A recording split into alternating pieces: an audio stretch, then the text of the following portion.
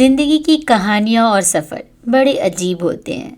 यूं तो हर कोई अपनी मंजिल की तलाश में चलता है। कई हम सफ़र मिलते हैं रास्ते में, कुछ साथ चलते हैं, कुछ छूट जाते हैं, पर कुछ हम सफ़र ऐसे होते हैं जिनके बिना ज़िंदगी की कहानी नहीं होती, जिनसे ही सफ़र होता है। एक के बिना दूसरे की कहानी पूरी नहीं होती। मानो दो हम सफ़र की मंजिल एक ही थी। इस कदर ये सफ़र हम सफ़र बनते हैं। आज बात करने वाली हूँ ऐसे ही दो हमसफ़र की कहानी, दो हमसफ़र की जिनकी मंजिल एक ही थी। दो नाम इस कदर कब एक नाम बन गए कि हमने जब भी पुकारा एक ही नाम पुकारा, शंकर जयकिशन। हेलो दोस्तों, मैं हूँ सारिका और आज बात करने वाली हूँ संगीतकार शंकर जयकिशन के बारे में। अगर आप मेरे चैनल पर नई हैं, पहली बार आए हैं, तो बता दो कि मैं इस चैनल पर फिल्मों की रिव्यू करती हूँ और साथ ही लोगों की सफ़र की बात भी करती हूँ। लोगों के सक्सेस और उसके पीछे खोई और अधूरी कहानी की बात करती हूँ। तो आज बात करने वाली हूँ म्यूज़िक डायरेक्टर शंकर जयकिशन के बारे में। शंकर जयकिशन, वैसे तो ये दो नाम थे। बात करती हूँ शंकर के बारे में। शंकर का पूरा नाम था शंकर रघुवंशी सिंह। 15 अक्टूबर 1922 हैदराबाद में इनका बचपन बीता। घर में संगीत का माहौल नहीं था, पर जाने तबला बजाने में बेहद दिलचस्पी थी। पिता ने यह देखकर तबला सिखाने के लिए एक गुरु भी रख दिया। बड़े हुए तो काम की तलाश में मुंबई आए और इनकी मुलाकात हेमवती से हुई, जो थिएटर चलाती थी। उन्हीं की थिएटर में काम करने लगे और जल्द ही इन्हें मौका मिला पृथ्वी थिएटर में तबला बजाने का और ये वहीं तबला बजाने लगे। बात जयकिशन की करूं तो उनका पूरा नाम था जयकिशन दया भाई पंचाल। 4 नवंबर 1929 गुजरात में इनका जन्म हुआ, वहीं इनका बचपन बीता। इन्हें हारमोनियम बजाने का बहुत शौक था। दरअसल हारमोनियम बजाने में इनका कोई टक्कर नहीं था। 1946 यूं तो ये हीरो बनने मुंबई आए थे। जयकिशन बहुत हैंडसम थे और हीरो बनने की चाहत लिए ही वो मुंबई आए थे। एक रोज़ डायरेक्टर चंद्रमोहन भट्ट से मिलने उनके ऑफिस पहुंचे। क्योंकि वो भी गुजराती थे तो उन्होंने सोचा शायद काम मिल जाएगा।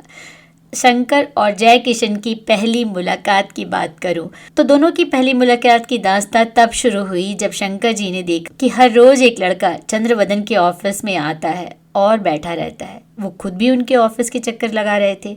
एक दिन उन्होंने पूछ ही लिया। पता चला काम की तलाश में वो हर रोज यहाँ आते हैं। शंकर जी ने कहा, पृथ्वी थिएटर में हारमोनियम की एक नौकरी है, तुम चाहो तो कर सकते हो। इस तरह दोनों में दोस्ती हो गई। ये थी इनकी पहली मुलाकात और जल्द ही पृथ्वी थिएटर में शंकर जी तबला और जयकिशन जी हारमोनियम की नौकरी करने लगे। अक्सर किस्मत जब पहला मौका देती है तो हम कभी कभी उम्मीद भी नहीं करते उसकी, जैसे बादल से भरी रात में अचानक चांद का निकल जाना। उन दिनों राज कपूर बैनर के तले ये दोनों काम कर रहे थे। राज कपूर के पसंदीदा संगीतकार थे राम गंगोली। वो उनकी फिल्म आग का म्यूजिक भी दे चुके थे। तब शंकर जयकिशन उन्हें असिस्ट कर रहे थे। राज कपूर की अगली फिल्म थी बरसात। एक दिन किसी बात पर राज कपूर और राम गंगोली में बहस हो गई, इतनी कि राज कपूर ने अपनी अगली फिल्म का म्यूजिक डायरेक्टर शंकर जी को बना दिया। जैसे बादलों की रात में चांद का मिल जाना, शंकर जी ने इस मौके पे जयकिशन को अपने साथ ले लिया। पहला मौका था, दोनों को साबित करना था कि वो बेहतर हैं। वो इस म्यूज़िक इंडस्ट्री को बदलने आए हैं, खुद को साबित करने आए हैं।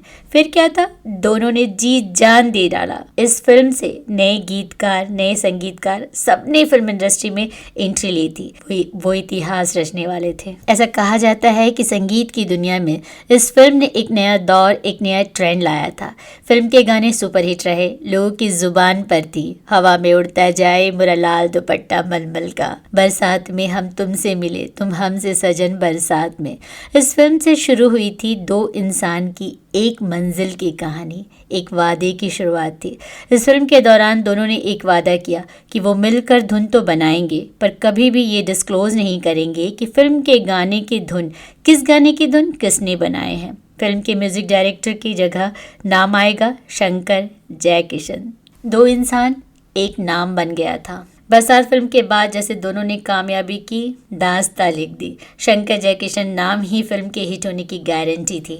आवारा हूँ, मेरा जूता है जापानी, मुड़ मुड़ के ना देख, प्यार हुआ इकरार हुआ, प्यार से फिर क्यों डरता है दिल, रमैया वस्ता वैया, रमैया वस्ता वैया जैसे गानों ने इन्हें सबसे महंगा म्यूजिक डायरेक्टर बना दिया। 50s और 60s जैसे उनका दशक था। इस कदर वो छाए कि होटल में लंच करने पहुंचते तो पूरा होटल उनके लिए रिजर्व रहता। दोनों के गाने, दोनों की जिंदगी जैसे आसमान छू रही थी। आसमान पे ये अपना नाम लिख चुके थे।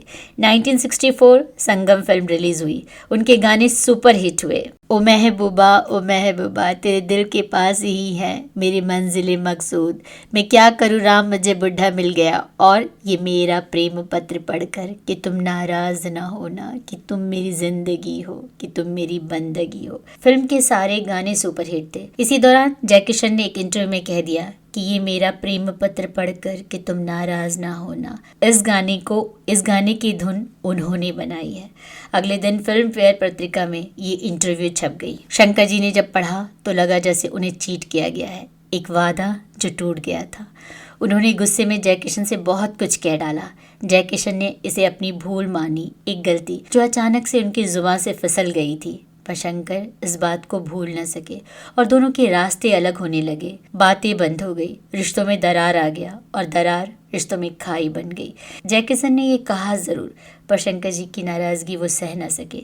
हालांकि उन्होंने कई बार मनाया पर शंकर जी नहीं माने और जैकी श्रॉफ ने इस बात को दिल पे लगा ली। खूब शराब पीने लगे, इतना कि उनका लीवर खराब हो गया। वो खुद को शराब में डुबोते रहे पर शंकर जी की नाराजगी नहीं टूटी।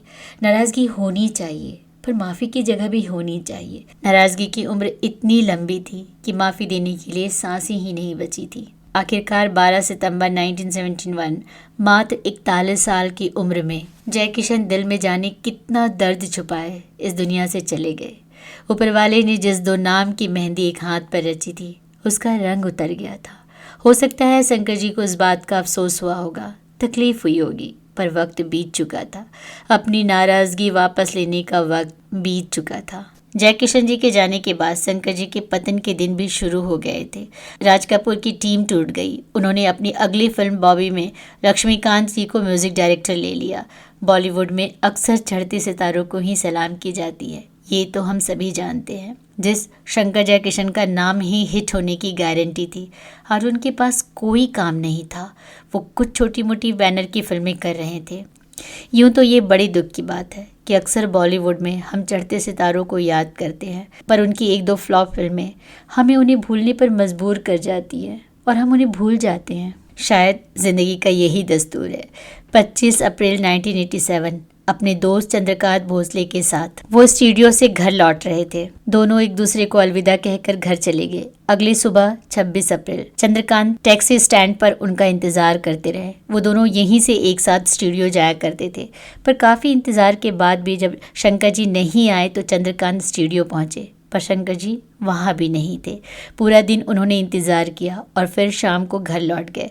अगली सुबह जब उन्होंने अखबार खोला तो हैरान रह गए। शंकर जी की मौत की खबर छपी थी। 64 साल के शंकर जी की मौत कैसे हुई, क्यों हुई, कब हुई, कोई नहीं जानता। ये एक रहस्य ही रह गया। आनन फानन में उनका अंतिम संस्कार तक कर दिया गया। शंकर जी के करीबी दोस्त, जानने वाले किसी को इत्तला तक नहीं की गई। यहाँ तक कि उनकी मौत की खबर उनके बहुत करीब रहे राज कपूर जी को भी उनके घर वालों ने देना जरूरी नहीं समझा।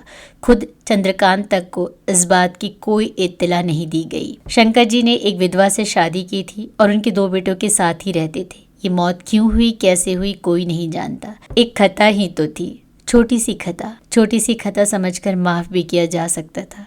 एक ऐसी गलती जिसे भुलाया जा सकता था, पर ईगो न जाने क्या था जो शंकर जी माफ़ न कर सके। शंकर जी जैकी श्रॉफ से 6 साल बड़े थे। चाहते तो माफ़ कर सकते थे, बड़े होने के नाते माफ़ कर सकते थे, एक भूल समझकर आगे बढ़ सकते थे, उनके पश्चाताप को स्वीकार कर सकते थे।